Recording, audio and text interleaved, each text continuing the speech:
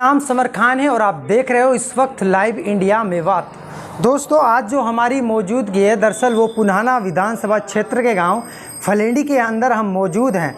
और आप जो एक चेहरा देख रहे हो अपनी फ़ोन की स्क्रीन पर, दरअसल हकीम जी आस मोहम्मद के नाम से जाने जाते हैं और हरियाणा सरकार ने गौ सेवा आयोग का एक सदस्य इनको बनाया है। लगातार मेवात में मेहनत कर रहे हैं गौ तस्करी को बंद करने के लिए। और हो रही थी उन गौ तस्करी को रोकने के लिए लगातार गांव-गांव जाकर मेहनत कर रहे हैं। तो हम हकीम जी से जानेंगे आखिर आप मेहनत कर रहे हो, लोगों को समझा रहे हो, तो कहाँ तक आपकी बातों का असर उन लोगों के ऊपर पड़ रहा है।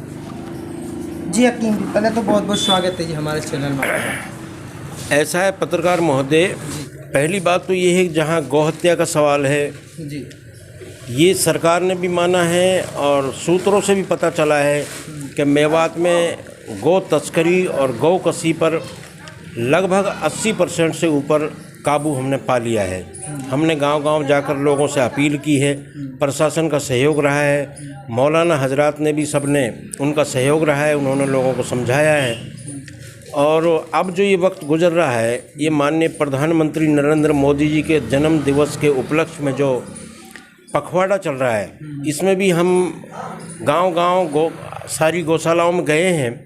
आजकल लंपिक बीमारी का ये एक महामारी जो चल रही थी, उस पर भी हमने बहुत ज़्यादा काबू पा लिया है।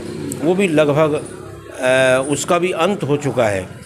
इसमें डॉक्टर नरेंद्र जी यादव जो अपने मेवात के डिप्टी डायरेक्टर हैं, उनका बहुत अच्छा सहयोग रहा है। वो रात दिन उनके प्रयास से और हमारे प्रयास से इस पर हमने सफलता कामयाबी हासिल की है। हमारा सफाई अभियान और ये लंपिक बीमारी का जो हमने दौरा किया है पूरे मेवात में, तो ये दोनों पक्ष हमारे ऊपर वाले के हुक्म से इस पर हमने बहुत ज़्यादा कामयाबी हासिल की है।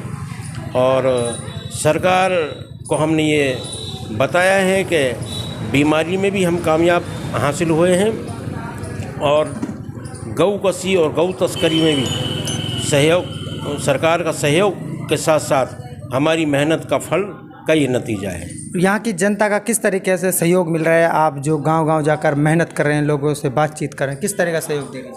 लोग सहयोग की तरफ आ रहे हैं, बहुत ज़्यादा आ रहे हैं। लोग समझ गए हैं कि इस गौ हत्या से हमारे सिवाय हमारे नुकसान के अलावा कोई फ़ायदा नहीं है। तो गाँव के लोगों का भी सहयोग है और सब ने माना है। गौ हत्या लगभग 80% से ऊपर भी इस पर हमने काबू पा लिया है और इस मेवात को गौ हत्या के कलंक से हम मुक्ति कराकर दम लेंगे।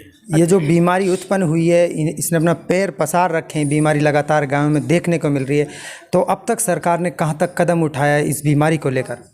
सरकार ने इसके लिए वैक्सीन उपलब्ध की है। गांव-गांव जाकर, घर घर जाकर एक एक पशु देख करके उनको वैक्सीन लगाया है और दवाइयाँ दी हैं। डॉक्टर के पास जितनी दवाइयाँ मुहैया थी वो सारी दवाइयाँ मुहैया कराई हैं और ज़रूरत पड़ी तो सरकार से मांग करके फिर और भी दवाइयाँ मंगाई हैं और गायों का इलाज किया है। हकीम जी, आपने एक बात बोली थी कि हम आपको गाय देंगे, आप उनको पालना, उनका खर्चा भी मिलेगा, सब कुछ मिलेगा। अब तक आपने कितनी गाय दे चुके हो? नहीं, दरअसल खर्चे के लिए हमने नहीं कहा। हमने कहा कि लोग गौहत्या को छोड़कर गौपालन की तरफ आएँ। एक गाय को 50,000 रुपये का हम लोन दिलाएंगे। और हरियाणा सरकार ने पहले ही ये घोषणा कर दी थी कि एक देसी गाय पर हम 25,000 रुपया अनुदान यानी सब्सिडी के तौर पर, माफ़ी के तौर पर देंगे।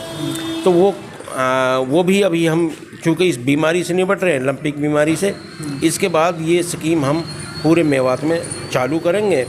और एक और बता दूं आपको, हमारे इलाके में सटकपुरी में एक कत्ल खाना है, कारखाना है, कंपनी है एक, वो उसमें भैंस, पाड़े और बकरे के नाम पर वो चल रही है, लेकिन उसमें गैर कानूनी तरीके से जो काम हो रहा है उसकी हम निरीक्षण करेंगे और उसमें जो गलत तरीके से वो लोग एक काम कर रहे हैं जिसका इलाके में बहुत बुरा असर भी पड़ सकता है, बीमारियां पशुओं में, इंसानों में आ सकती हैं, उसके खिलाफ भी हम बहुत सख्ती से कानूनी कार्रवाई करने जा रहे हैं। अच्छा, गोकसी को लेकर, गायों में बीमारी को लेकर यहाँ की जनता के लिए क्या संदेश देना चाहते हो?